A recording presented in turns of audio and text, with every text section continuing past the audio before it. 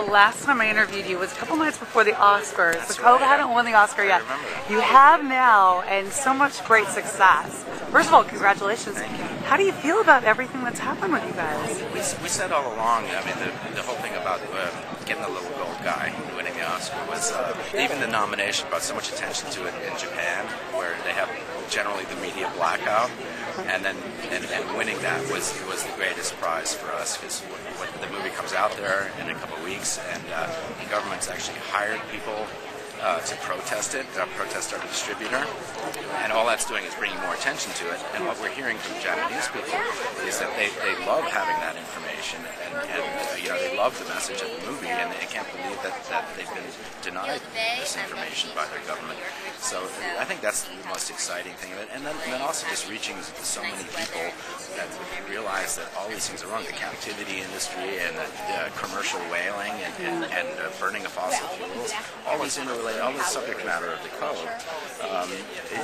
It's inspiring people to actually go out and affect change, create change. It's creating environmentalists and activists around the world, and who better than Rick O'Barry is the inspiration of that. And sadly, the dolphins are still being slaughtered in Japan. Some are. Yeah. I mean, there's pilot whales that are being slaughtered for food, and then ironically, they have the highest levels of mercury.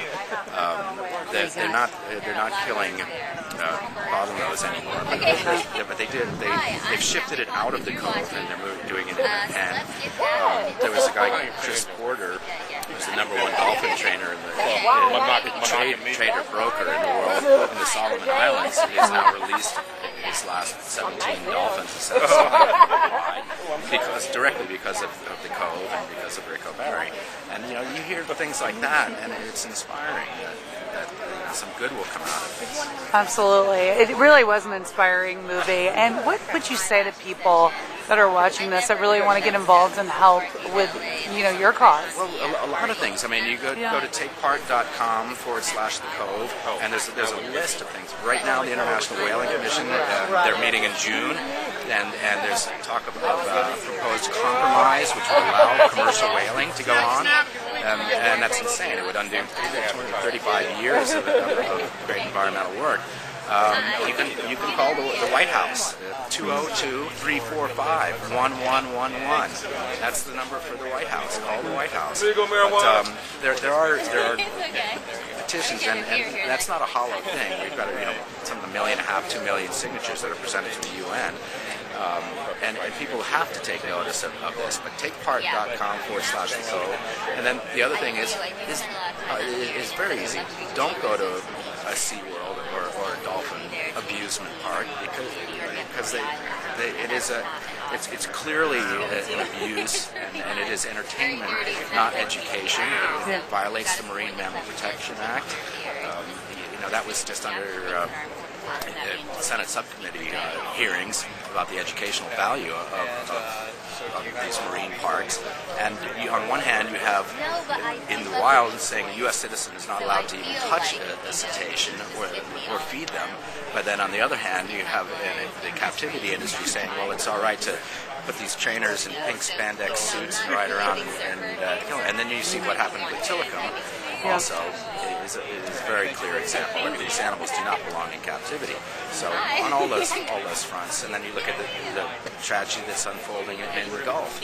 That's time to get off fossil fuels. Absolutely. All of those things. And here we are at Hilda Bay now, which is a great event. Oh, it's fantastic. As an environmentalist, what are your thoughts on the whole oil spill and offshore drilling arguments and the tragedy that's really happened? It's absolutely horrifying. Right. And it was the unfortunate side of one of the unfortunate sides is I'm trying to comprehend the magnitude of this whole thing. The fact that there's a media blackout right now, that's crazy. It's a very profound wake-up call that we need to get off fossil fuels as soon as we possibly can. I mean, we're in Southern California. This is Saudi Arabia of solar energy, and you can look up on these houses. Nobody has any panels. What's going on? And when you have the Gulf is it's trashed, it's ruined, it's gone. With the families that rely on the resources there for their because and BP. When you talk about all three companies involved with that, putting their dispersants in there, they're picking the most toxic dispersant because they say, oh well, that was the one we had the most supply of, whereas that's only proven 56% effective in a lab condition, not and right now there were I believe 3 or 4 other dispersants that were 100% effective that they decided not to use. Well, that's criminal. That's hiding the problem more than anything. So after all the success of the Cove, is this the end of your Hollywood career?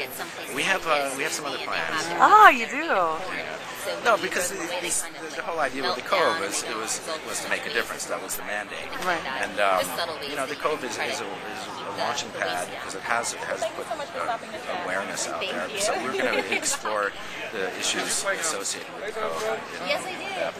A bunch of different mediums. Great. Well, best of luck with that because you guys really did make a huge difference. I mean, you changed more than probably you even ever thought you could. You know. It's a great feeling, and I think the best feeling is that it shows that people really care. I mean, not just us. We just made a movie, but people are waking up around the world and realize that we got to do this.